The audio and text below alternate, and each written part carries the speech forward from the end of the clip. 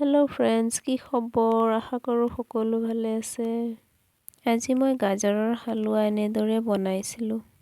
প্ৰথমে গৰম কেৰাহীত ঘি 3 চামুচ দি লৈছোঁ। গ্ৰেট কৰি থোৱা গাজৰখিনি ঘিতে ভাজি লৈছোঁ। গাজৰৰ পানীখিনি যাতে শুকাই যাওক বুলি অলপ সময় লৰাই এনেদৰে ভাজি লৈছিলোঁ। গাজৰখিনি সিজিবৰ কাৰণে 5 মিনিটমান ঢাকনি দি ঢাকি সিজিবলৈ দিলোঁ। 5 মিনিট মই ঢাকি থোৱাৰ পাছত গাজৰখিনি ধুনীয়াকৈ সিজি গৈছে।